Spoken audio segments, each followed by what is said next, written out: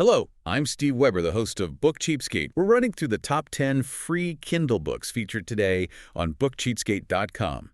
Happy Monday, everyone. It's November 10th, 2025. With me, as always, is my co-host and bookworm sidekick, Cassandra. Good morning, Cass. Good morning. Ready to uncover some great free reads today. Absolutely. We've got a fantastic list. 10 free books available right now. We're covering quite a range: time travel, romance, thrillers, even a finance classic. And the key thing, as always, is speed.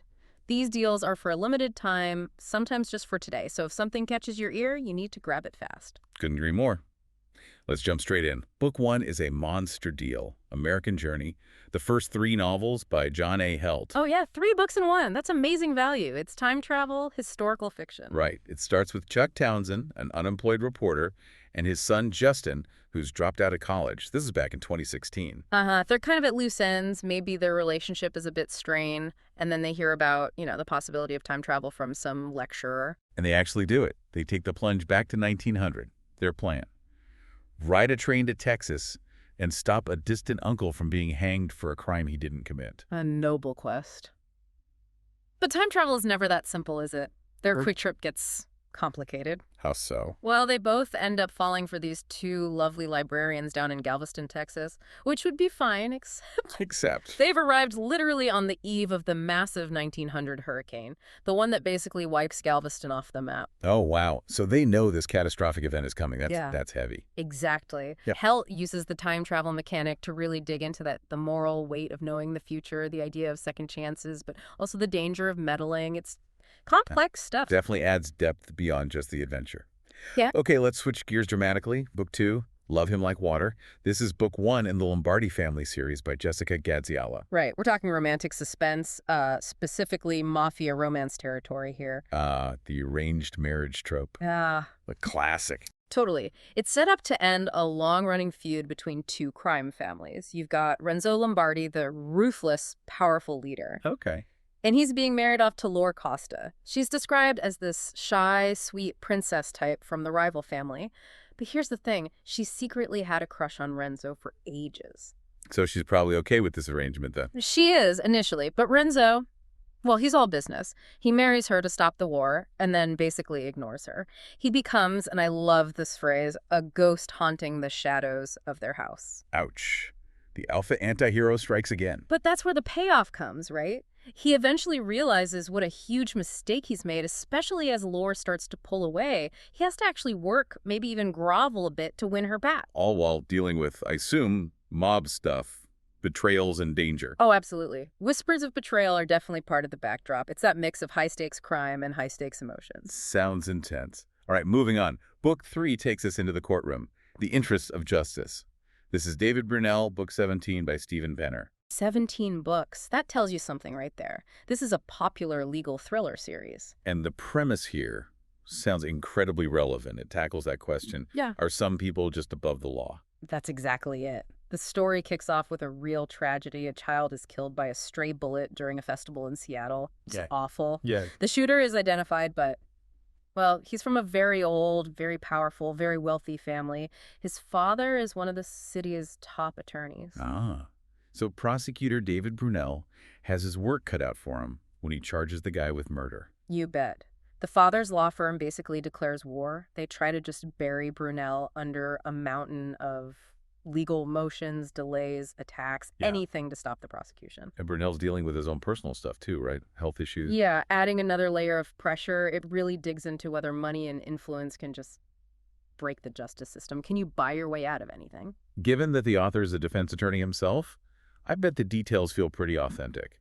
I'd imagine so. It sounds like less of a whodunit and more of a will justice prevail kind of story. Very serious stuff. Okay, let's keep the adrenaline going with book 4.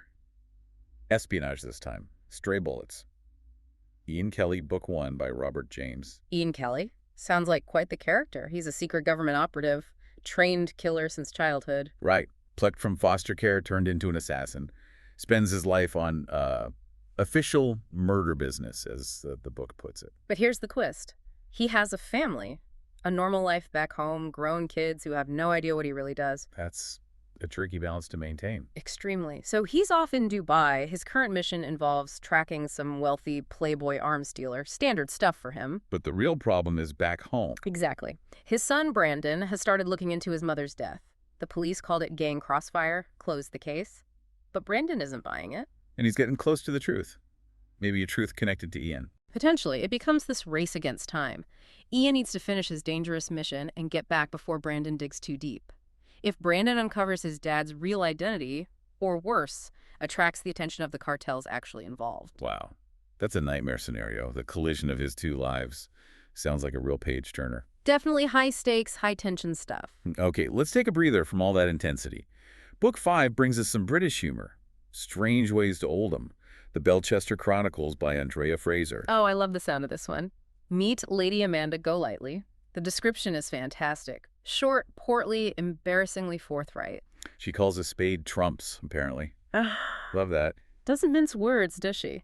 So Lady Amanda is visiting a nursing home, stumbles upon a murder, as you do. Of course. But she also stumbles upon her long-lost friend, Hugo Cholmondeley Crichton Crump.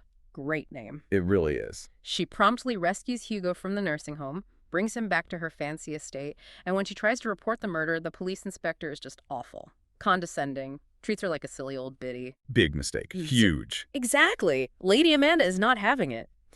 So she and Hugo, complete with his Zimmer frame, mind you, decide they're going to solve the crime themselves, partly for justice, partly to teach this impertinent young whippersnapper of an inspector a lesson. Huh.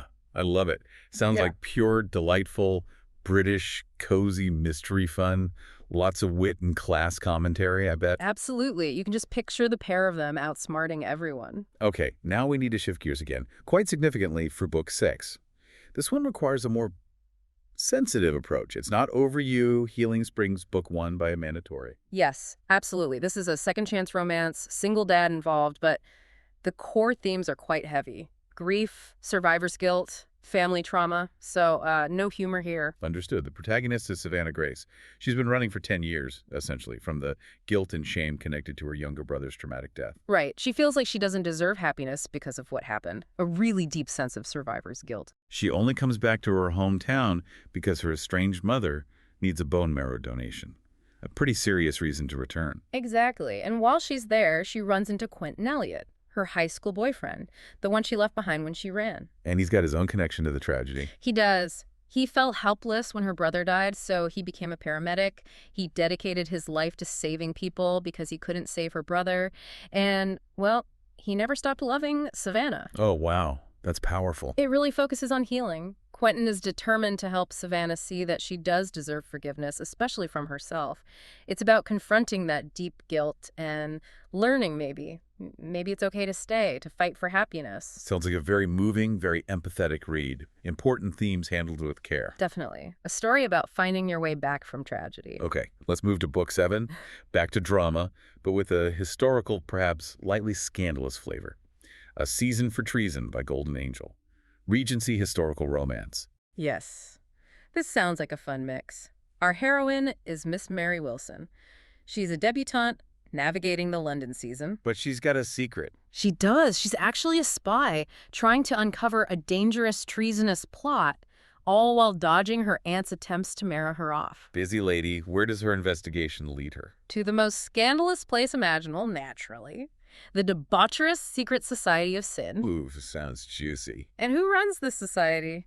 None other than the handsome, notorious rake, the Marquess of Hertford. Of course he does. Let me guess, he catches her snooping. You got it. He finds her sneaking around where she shouldn't be, and he gives her an ultimatum. Which is? Basically, accept his discipline and protection within the society, playing by his rules, or he'll expose her secrets, ruining her reputation and her mission. Ah, espionage meets steamy Regency power dynamics. Quite the setup. Right? High-stakes romance and intrigue combined. That's fun. Yeah. Okay, Book 8 takes us out west.